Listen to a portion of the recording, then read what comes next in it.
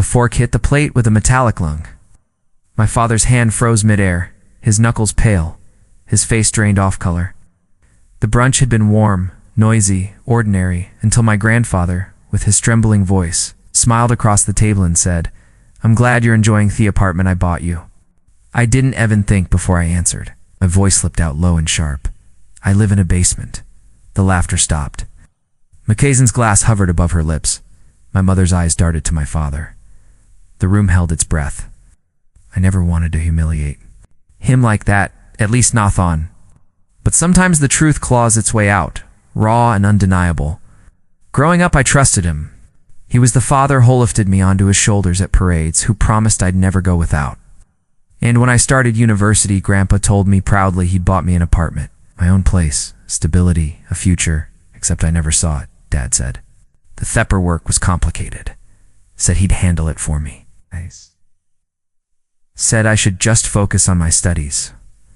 I believed him for years. Meanwhile, it lived in a damp basement. How do seeping through the walls, rats scratching bend the pipes at night. I work at shifts between classes to cover bills. And each time I asked, Dad brushed me off with a new excuse. But the cracks had the new car. He suddenly drove. The vacations he and Mom flaunted. Thiwe, my sister, the golden child, started hinting. At her investment property, I didn't need a confession. I pieced it together on my own. He'd stolen the apartment, my inheritance, my stability, and he thought I was too naive or too loyal to notice. He was wrong. I didn't scream. I planned. I spent weeks collecting documents, property records, bank transfers, screenshots of texts where he dismissed him. I tracked the apartment's deed, registered under his name, not mine. Step 1 was knowledge. Step 2, wasteming. My birthday brunch gave me both. When Grandpa asked that question, it waste perfect trigger. And when I drop and me whisper into the room, I knew what would follow. The silence wasn't awkward. It was surgical. My grandfather's smile faltered, his hands hook as he sat down his coffee. "Waddy, you mean basement?" he asked. He looked straight at him. I never got the apartment. I've been living in a rented basement since college. All eyes turned at my father. He opened his mouth, then closed it, stammered. Sweat prickled his forehead.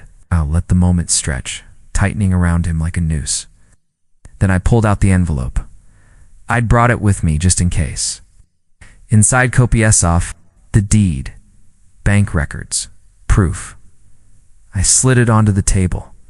Grandpa's wrinkled hands fumbled with the pages, his lips pressed thin as he read. Then he looked at my father with disgust sharper than he'd ever seen in his eyes. "You've stole from your own child." The words cracked like a gavel. My mother gasped. Miss Sister's face pale. Dad muttered excuse about protecting assets, about family investments. I didn't argue. I didn't heed too. The evidence spoke louder than his lies. The brunch dissolved into cheers, accusations, tears, my father's voice rising, pleading. Watching, because the real blow hadn't landed yet. 3 days earlier, I'd filed paperwork transferring the apartment back into my name. Grandpa's original purchase gave me leverage, and me lawyer moved fast once he saw the fraud. By the time my father scrambled to recover, it was already gone from his grip. The final act came quietly. A week later, movers carried my few belongings. Of the basement and into the apartment that should have been mine all along. Sunlight streamed through tall windows. Hardwood floors gleamed beneath me feet. Meanwhile, Dad faced Grandpa's wrath, the family's judgment, and thistlant collapse of his authority. Miss Sister refused to speak to him. The mother cried behind closed doors. "Anam, I lived in peace.